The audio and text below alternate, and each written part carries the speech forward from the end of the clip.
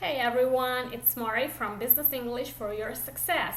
In today's episode, we're going to talk about the different levels of anger in English and how you can express anger or how you can cope with anger. In English, in the workplace, sometimes it's not so easy when you get angry and you're at work. You cannot let it out, you cannot express it so openly. So I'd be curious to know what strategies do you have to cope with anger in the workplace when someone does something and it's usually something wrong, and it might be a colleague, a co-worker, or even a customer. What do you do? Post in the comments below and let me know. Now, when you're just a little angry, you can be just grumpy, especially early in the morning because no one likes to wake up early. Even the early birds, even people that want to crush their to-do list and wake up at 5:30 a.m., but still it's hard. So, most of us don't like waking up early, and that can make us a little grumpy.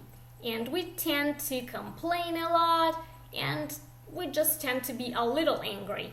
It's not like something big, it's not a big deal. So that's the word grumpy.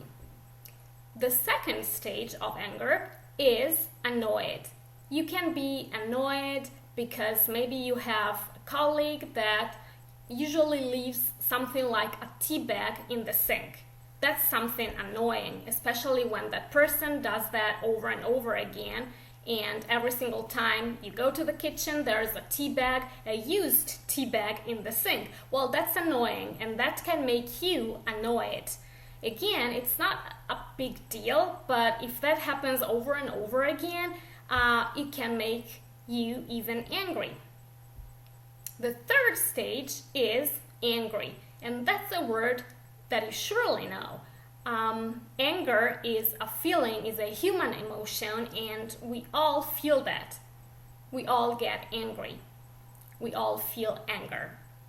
And it's something that starts like deep down in our belly and then moves up and up and up, and it tends to boil. And as a matter of fact, there's another expression that we use in English to express anger, and that is to make someone's blood boil, referring to that boiling feeling of feeling that anger inside you. And the best thing to do is to let that anger out, especially working out, for example. That's a very good solution. But when you're at work, you cannot do that. You cannot go for a run right away, leave your office and just, go run and then come back. If you can do that, like if you have that freedom, well, that's great, because it's definitely a very good therapy.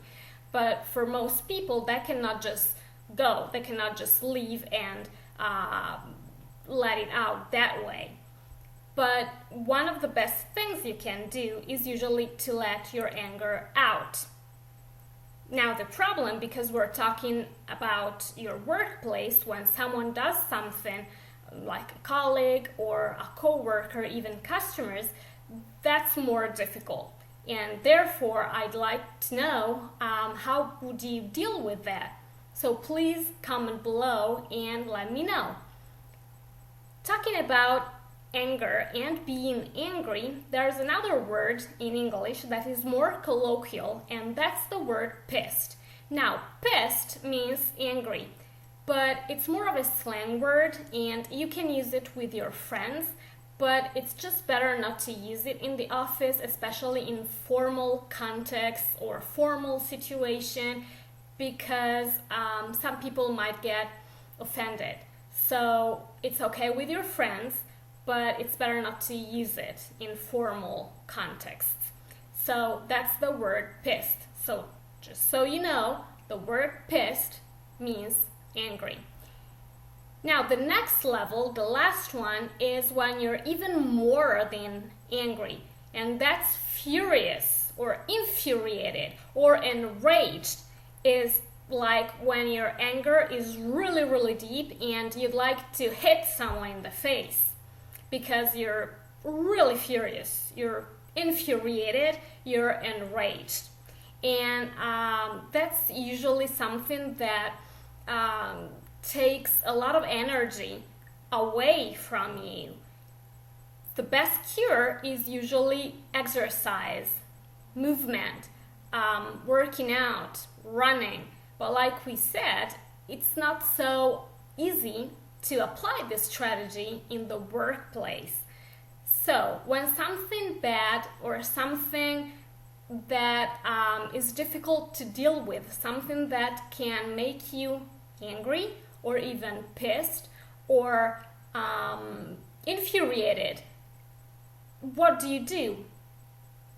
Tell me in the comments below, let me know, and if you have any questions, post that as well.